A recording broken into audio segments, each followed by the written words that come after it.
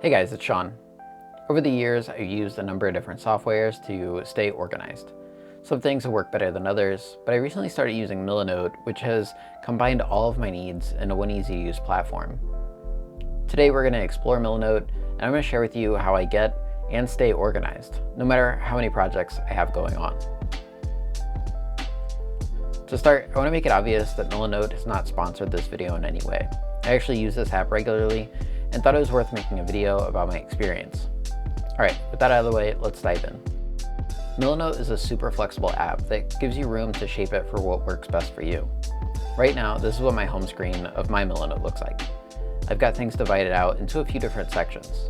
There's my to-do list, a section for planning out my YouTube videos, updates and concepts for my website, including blog posts, a place for me to write out pitches for client work, and finally, a space for personal projects. Milanote works by giving you a variety of tools that you can see along the left-hand side. I won't dive too deeply into these tools. Instead, I thought I would show you just how I've used them for my own work. If we dive into this personal project section, we can see a project that I finished this past summer. I had spent a lot of time building out this board, so I thought it would be a great place to start in showing you how Milanote works. So here I have a board for No Plan Press, which is a design studio I worked with in Washington, D.C. Jesse was nice enough to let me build out a personal project on him and his business, and this is where we collaborated on planning and inspiration. I divided out different sections into columns. There's a shot list, a packing list for the day of the shoot, reference images and videos, and an outline for how I think the story will come together. The great thing about Milanote has been that I can add boards inside other boards. This helps me to keep things from getting cluttered. If we look at the reference photos board, we can see that it expands out into a number of pictures that Jesse sent me. All of the images would have crowded the previous board, but they're tucked away nicely here.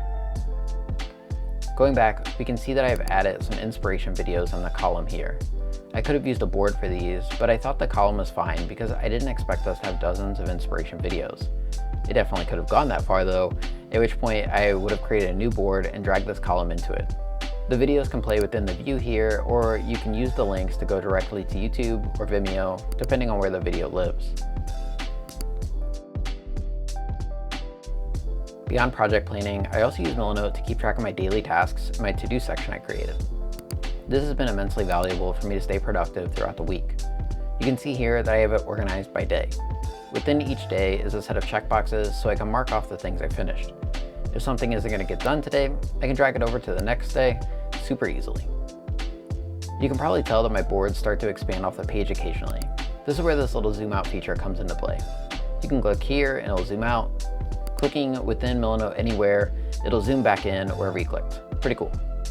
Alright, that's a quick glance at how I use Milanote to stay organized and productive as a creative. Hopefully this will help you put together some of your own projects and keep your collaborators in the loop. If you're interested in learning more about my organizational structures, let me know, and I can put together another video like this in the future. If you're interested in seeing any more of the projects I'm creating from the day-to-day, you can check me out on Instagram and Glass at Sean P. Bruce. Thanks for watching.